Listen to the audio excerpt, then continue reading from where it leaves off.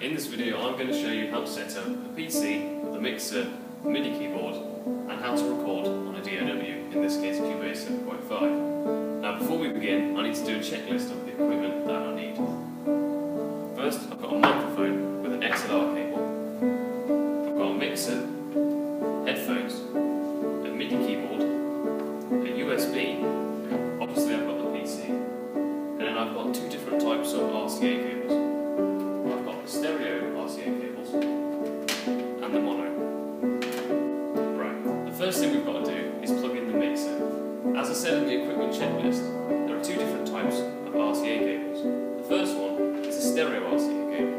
Now what you want to do with this is take the jack end and plug it into channels 1 and 2. Then you go to the back of the sound card and plug in the RCA end, making sure you get the colours right. For example, the red cable is going to go in the red port, and the white one's going to go in the white port. Next you've got to plug in the mono cable. What you want to do with this, the jack side, is plug it into the port that's labelled FX send, and with the other side you plug it into this white port here. The final thing that you plug into the mixer is obviously your headphones. Now obviously with your headphones you're going to need an adapter. These will just go to the port that's labelled phones, right next to the FX send. The next thing we want to do is plug in the Midi keyboard. Now this is extremely simple as there's only one cable, which is a USB cable. This end of the cable is going to go in here. The USB end is going to go in the back of the sound card up here. Like so.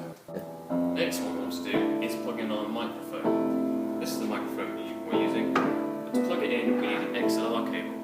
Now on an XLR cable there are two ends. There's a male end and a female end. The male end is the end that's going to go into the microphone, and the female end is the one we're going to plug into channel 3 on the mixer. You've got to make sure you look what you're doing here, because as you can see it's got 3 prongs which are going to fit into these 3 holes, and if you're not putting it in right you might break it. Make sure you wait for the click as the microphone goes in, otherwise it won't be appropriate and it won't work. Once you plug that in, you want to plug the female end into the mixer. This is going to go into channel 3. Make sure you don't put it into the same channels that you've put your stereo RCA cable, otherwise you won't be able to hear yourself through the microphone. Next thing we've got to do, now that we have everything plugged in on the mixer, is set the levels. On the stereo RCA cable, you've got to make sure that your left hand cable is set all the way to the left on the pan, and the right cable is set all the way to the right. This basically makes sure when you're listening through the headphones that you've got the sound equally on either side. You've also got to do something similar to this on the microphone end, but instead of putting it to the left or the right, you've got to keep it directly above so it's equal either side. The next thing you want to do, this is on the microphone channel, is turn up the FX button here, and also the master FX button here. This is basically showing that there is signal going through to the computer. Next we need to set up our DAW, which is a digital audio workstation. The one we're using is Cubase 7.5. Once Cubase is loaded, you want to start a new project. To do this, you click on File in the top left hand corner, click on New Project. It will give you this option. You then want to click on Stafford College Music Tech and go to Data Drive D. If you then go to your tutor folder, which for us is DD1A, and you create a new folder with your name attached. Then you click OK, and this screen will come up. The next thing you want to do is create an audio track. To do this, go to this grey area here, right click, and click on Add Audio Track.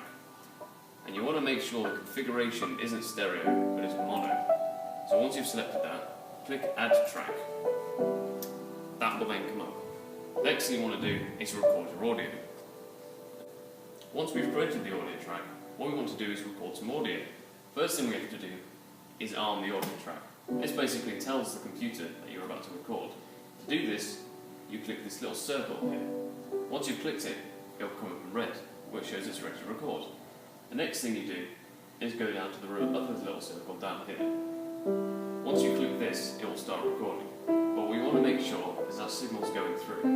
If I speak into the mic here, hello, and you look at this little bar here, hello, hello, hello, you'll see that this little blue bar comes up. This is showing that the signal's going through. Now let's record something.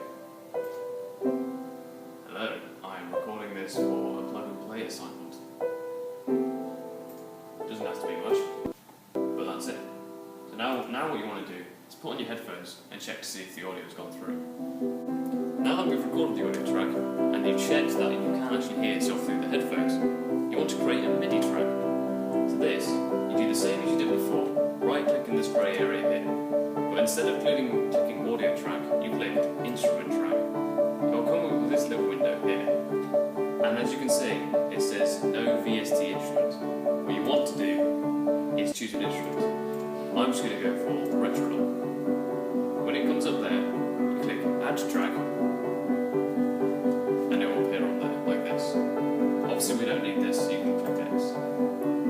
Now it's here, and it's already been armed to record like the audio track was. So what we're going to do now, we're just going to record something.